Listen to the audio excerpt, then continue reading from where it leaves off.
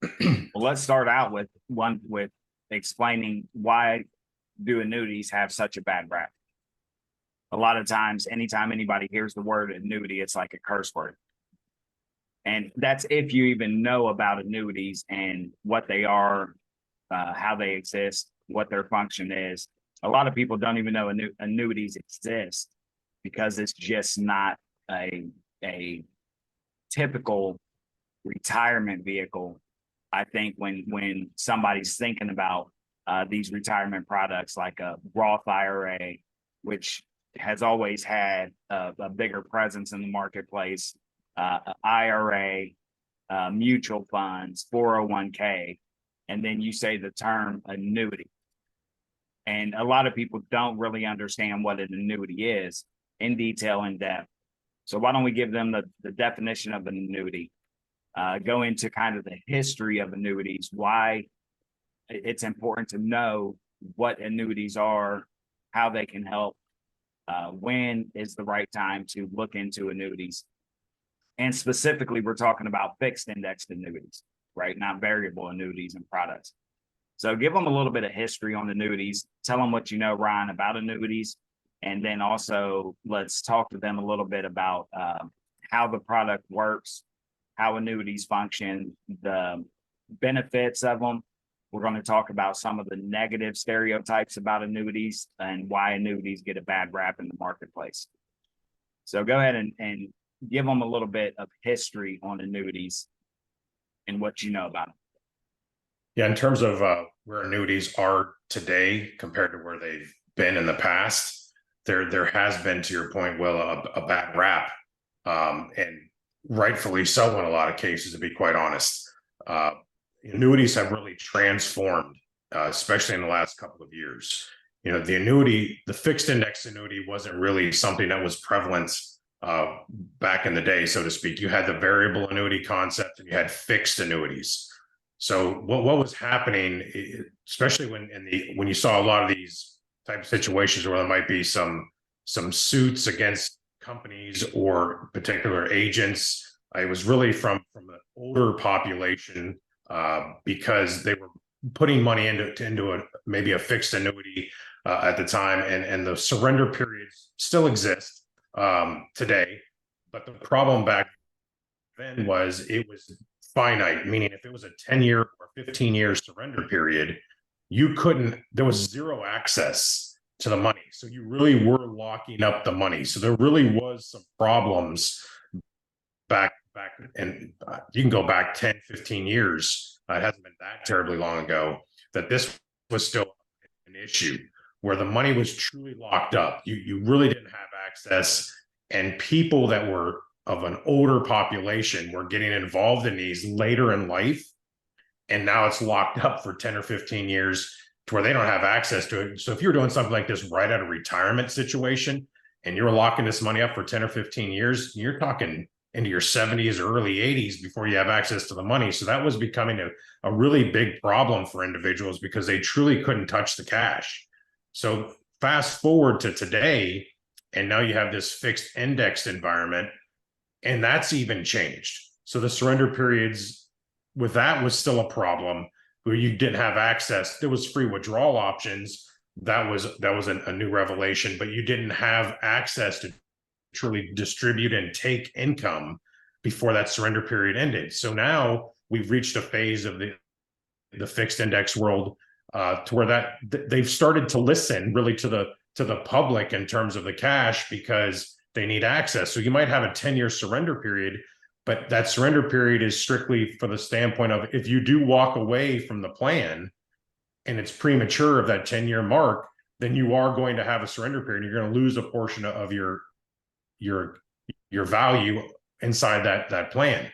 Well, now you can turn on distribution within that time frame in a lot of cases now with carriers, because they've recognized it's not just a free withdrawal option. They're giving you some features that allow you to turn on and just take distributions prior to the 10-year mark. Now, with that, you might have a little situation where you might have a feature built within that has an income rider built in to where that income rider is done during what's classified as the accumulation phase, meaning you're not taking distributions. You're hoping that it's growing. Well, these income rider features would be shut off once you take distributions. So if you take it 4 years in or 5 years into the plan, you're taking lifetime income potentially, but you're now stopping that income rider, meaning you're not getting any further increases on a guaranteed basis, just based on how money's wrapped up inside from an allocation perspective, S&P, NASDAQ, these types of things. So when you fast forward to today, there's a lot more flexibility on how you can distribute cash outside of just the free withdrawal option.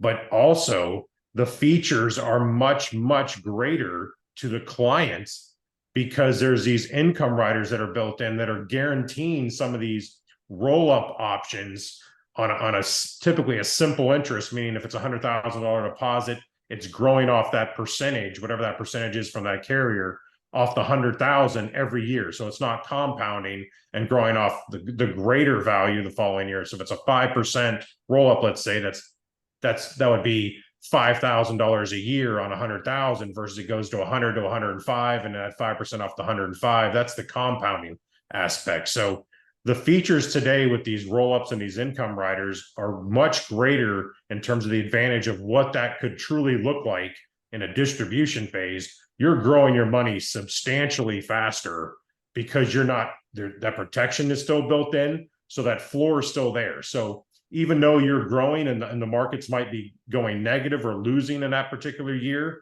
you're not going backwards. You're maintaining that value of your plan, and you're guaranteeing a feature on the income side that's increasing every year, even if the markets are negative. So the advantages today, particularly in the fixed index world, is really much greater to us as the consumer, because it allows us that are concerned about the growth of their money, the protection of their money. That's all there. But now it's giving us a leg up to where we can get these riders that are built in for the income side that can truly increase our position in a very substantial way. And then at the very end, when you go to take distributions, this is a major positive to these plans. You can have an income stream that you cannot outlive, which is very important, I think, in today's environment, because we're living longer. Population is getting older. So from that standpoint, our retirement situation could be just as long as our work time. So to be able to establish a lifetime income stream, to me, is very important. Now, the taxes, that you can't avoid the taxes if you're coming from a qualified and you're moving money or transferring money, as an example, from an employer-based 401k or 403b into a plan like we're talking about. You can't change the face of it, meaning it's deferred, so you're going to owe tax. The only way to do that is to convert, meaning you have to basically upfront, if you want to go to a Roth platform, as an example, where you want tax-free dollars, you got to convert that. Well, to do that later in life, you got to pay all the tax on that conversion of all that money to make the rest of it remain tax-free. So that's really a situation where conversation really has to be had if we're looking to do something like that. And you can still do that in an annuity platform. So the annuities now are not what they were then. So, your parents' annuities, as an example, are not what they are today. So there's a lot more advantages to be able to that work in our behalf as the consumer, to where that locking up feature still exists to a certain extent, but we still have the free withdrawals that are there, and we can turn on distributions a lot sooner if necessary. So a lot of those concerns are starting to get thrown to the wayside, because you just, again, it's not like a brokerage account or mutual fund where you have direct access to all the money, but that doesn't have protections built in from loss. These do. So there's pros and cons to all of this. It's really where are you financially? What are you trying to do? What other asset buckets do you have? All these things need to be considered and looked at. It can't be a black and white scenario, meaning we can't just look at an annuity piece that we're considering, and then we only look at it for that amount of money. We have to look at the bigger picture and what does this represent totally in your portfolio. So we have to be able to break things down and have these conversations with the pros and cons, because there's pros and cons to every asset product. So when we say annuities might have a bad rap, we can have the same conversations about 401ks, 403bs, mutual funds, all of the above, Stock because they market, do anything. Absolutely. So we have to be open-minded to understand there's pros and cons to everything. How do we weigh that? How does that fit into your structure financially? And that's what we have to build upon. But the annuity platform, to me, is something that can be extremely vital to someone, because that's how pensions are backed, and we don't have a lot of the pensions in our work life anymore. So to be able to build your own pension structure, to me, is something that would be of importance, and I think would be something of interest to a lot of people. Yeah, and you touched on a lot of great stuff. It's important people understand and know retirement is not a one size fit all hat. It's the hat that has the adjustable band in the back of it, and you got to figure out what your size is, what your need is, what your requirement is going to be, and then you got to find a product that fits that requirement. A lot of our clients, it can't be a cookie cutter approach, to your point, Will. It can't be like you said, one size fits all. You're absolutely right. Yeah, it just can't. And annuities are not for everybody. Let's not go into a conversation where we're sitting here saying it's the best product in the world, because there's not a best product in the world. The best product for you in retirement is what fills your need, what fits your gap. And annuities become a great gap filler, and they act as a self-pensioning. Ron mentioned lifetime income riders that are attached to a lot of these products as a feature. That lifetime income rider gives you a lifetime pension.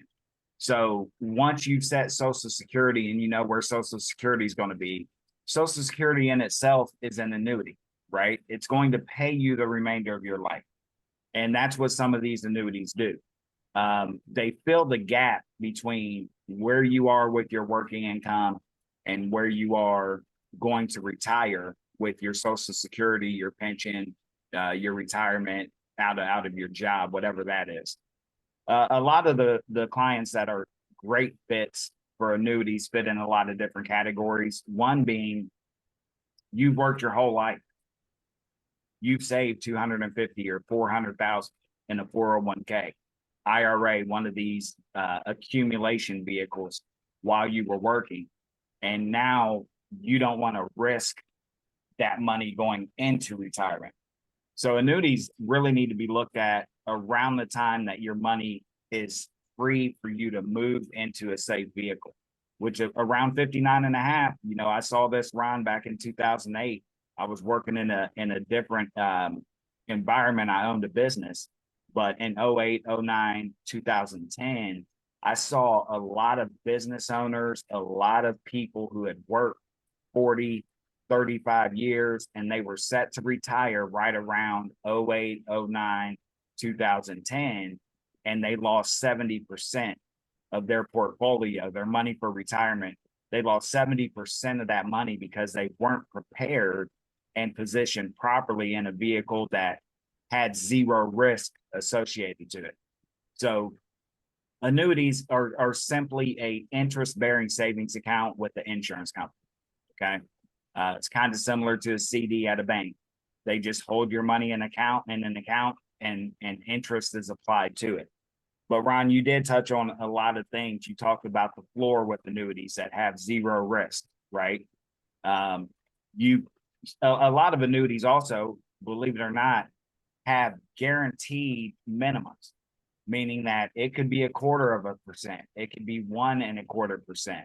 But a lot of times, a lot of these annuities come with a guaranteed minimum. So you're getting growth without the risk. You also did mention the income riders and the pensions. Let's add in to the income riders. When we're talking about riders, it's a feature attached to the product.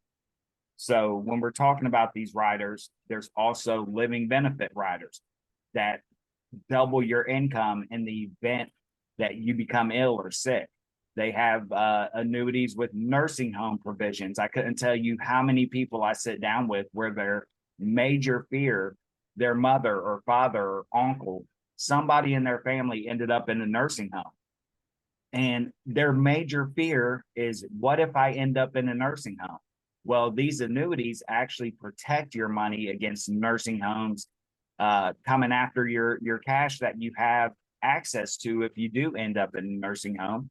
And then the actual pension amount that you're going to have for life will double within some of these nursing home provisions if you become confined to a nursing home.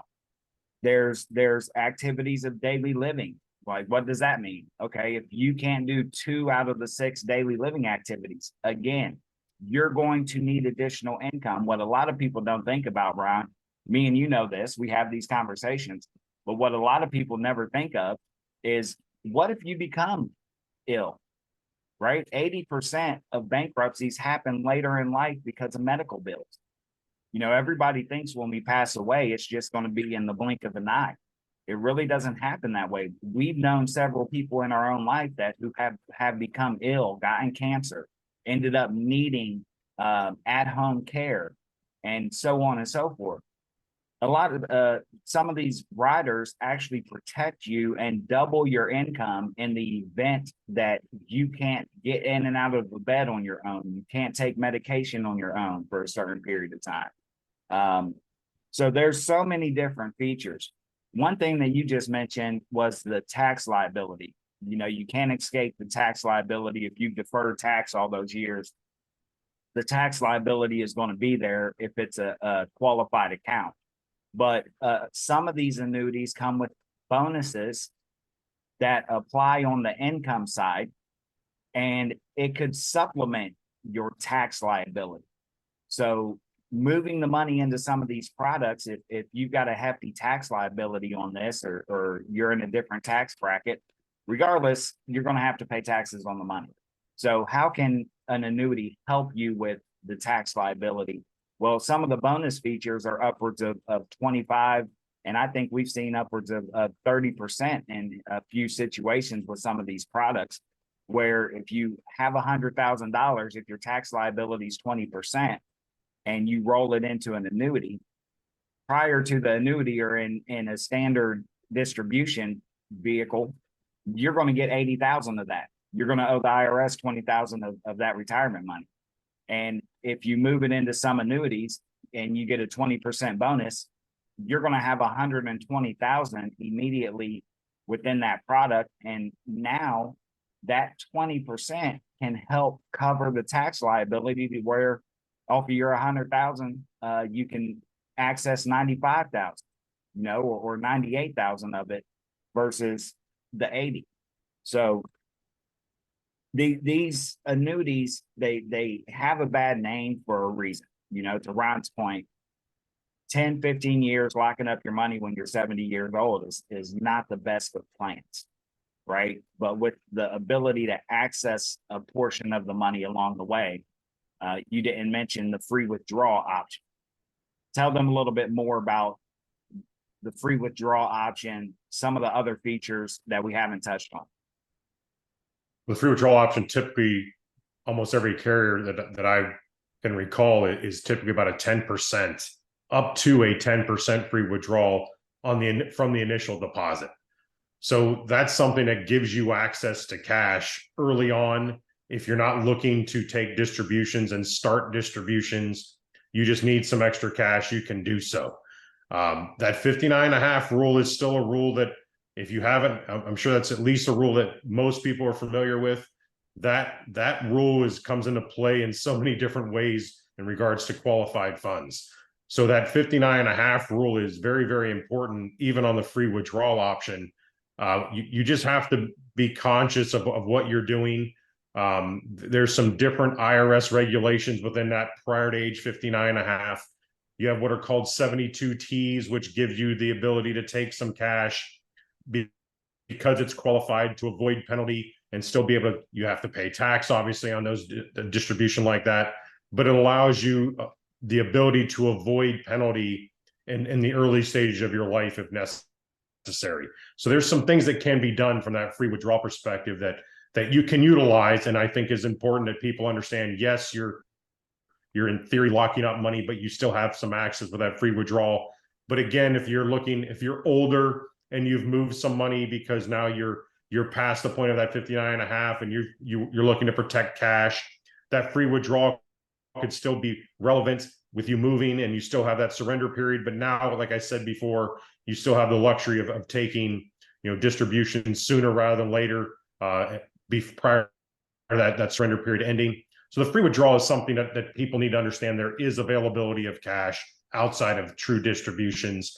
To your point, Will, that doubler with the nursing care or even at home care is really important. So if you're in a distribution phase, just to extend a little bit on that conversation, and you're receiving an income, and now you have to go into a facility or you need home care, then that feature kicks in and it doubles whatever you were receiving. So if it was $1,000 a month, you're getting $2,000 a month. So that's a substantial little perk within that. That's a rider that's built into these plans. So Hey, it's something that people do.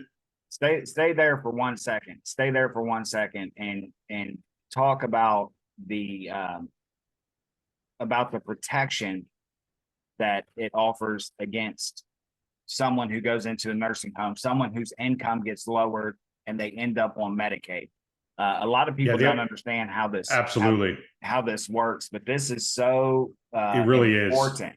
It really is. Yeah, people think, okay, I have these assets. You're living off these assets, and now life happens, and now you need help. And maybe you can't do the home care, or maybe you can, but regardless, if anyone has experienced this in their life with a family member, friend, this is not an inexpensive endeavor.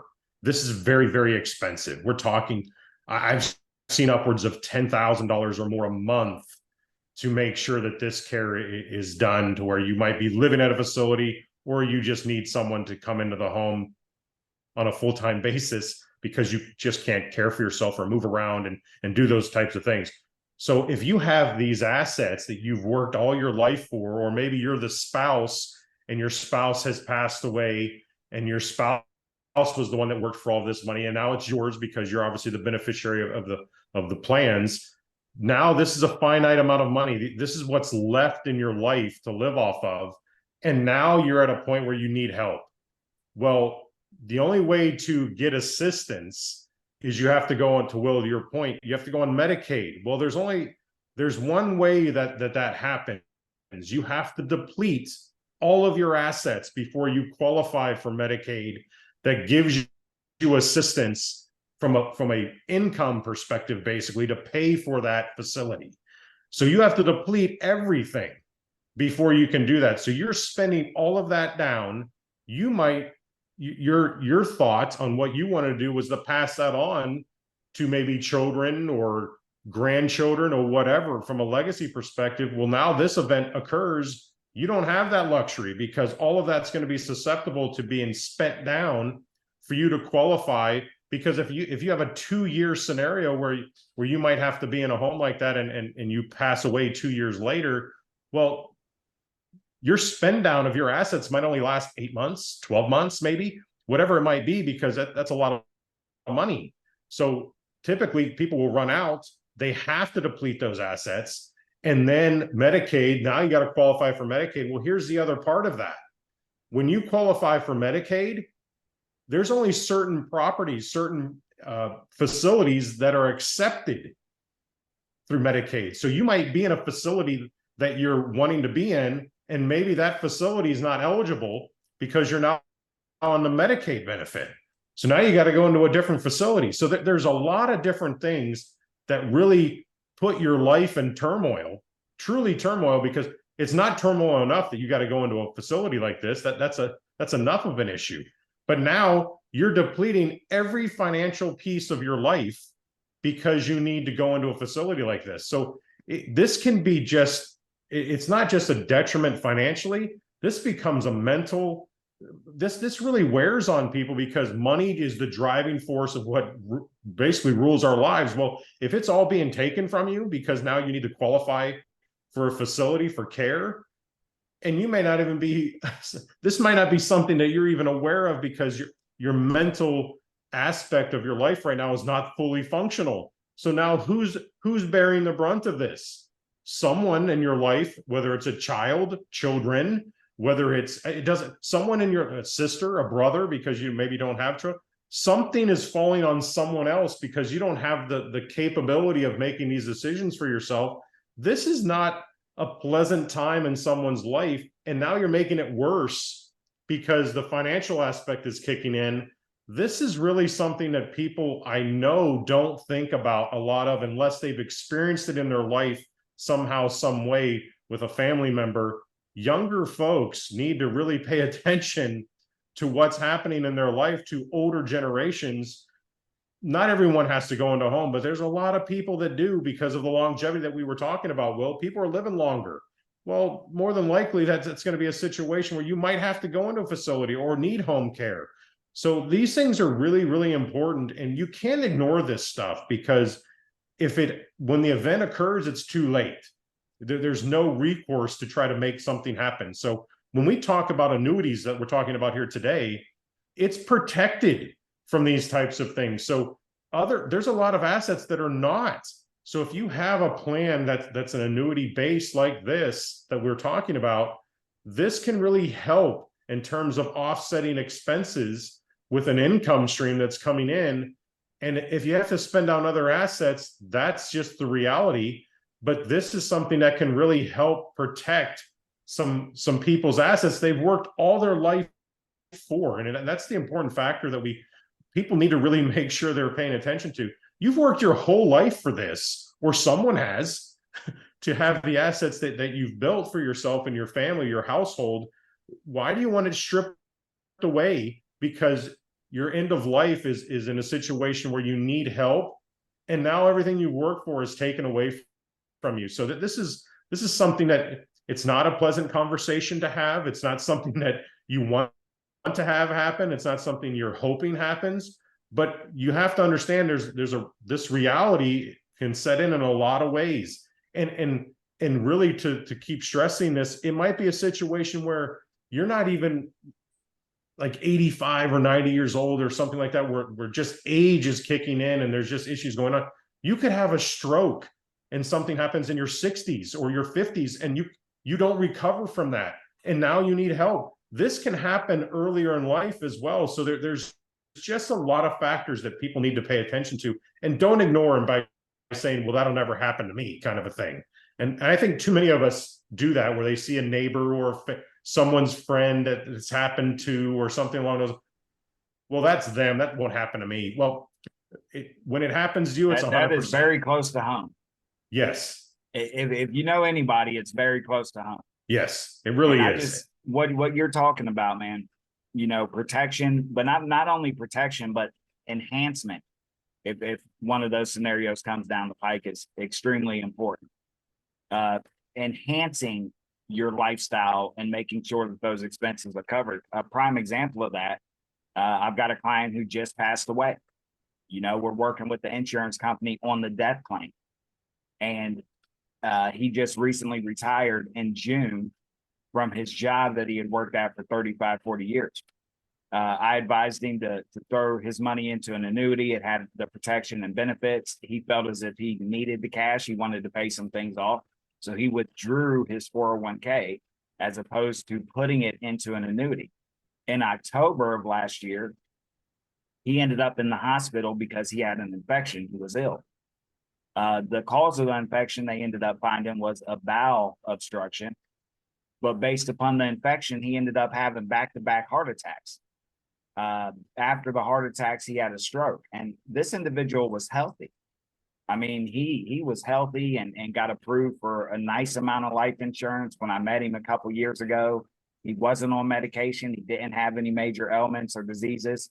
And he finds himself in October going from the hospital to a nursing home, and spent about 5 or 7 months in that nursing home before he passed away. Well, guess what the nursing home had him sign when he needed the attention? He had no choice but to go into a nursing home because the hospital wouldn't keep him. If he would have went home, he would have passed away. right? That's how quickly things can turn when you're older in life. But during the 5 to 7 months, they had him sign over his social security check. They had him sign over the income in his bank. He had to sign over his home in the case that he ended up staying in the nursing home and they needed to get the money back from the expenses after he passed away. He signed everything over, and now his family doesn't even have the cash to bury him. And we're waiting on the life insurance, and they don't have the cash to bury him simply because he wasn't prepared for this situation. When we think about insurance and we think about products from insurance companies, it's mainly about worst case scenario, right? Why do you have cell phone protection? Well, if I drop my cell phone and crack my screen, it'll cost me $1,000. I would rather pay $150, right? Worst case scenario, you drop your phone, it doesn't work. Same thing with car insurance. Why do I have car insurance? Well, same scenario. Worst case scenario, I get into an accident, right? I get caught speeding without insurance. So insurance is worst case scenario. And it's funny how you have to have this conversation with a lot of people kind of more than one time to get them to understand. Life longevity. What's the worst case scenario?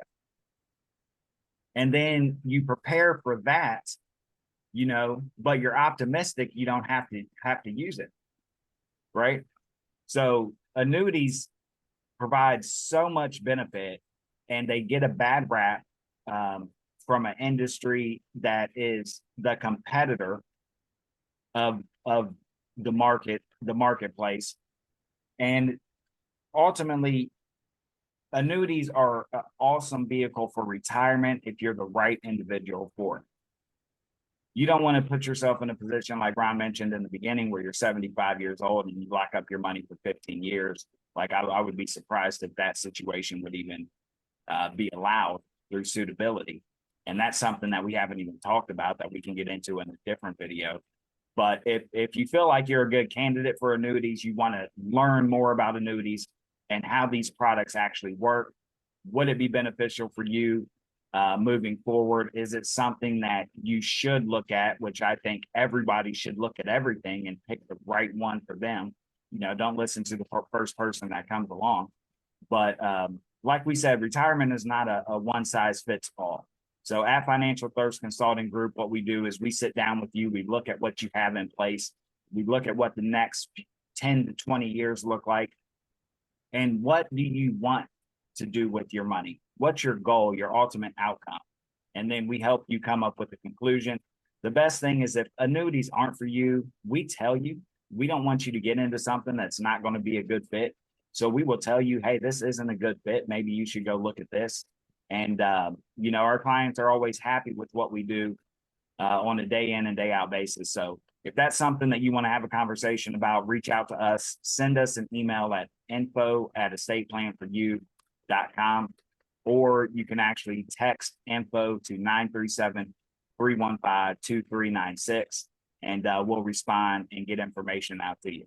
But like always, follow, subscribe, and like our content. We're continuing to get better and better at getting this information out so that people can really understand you don't know what you don't know.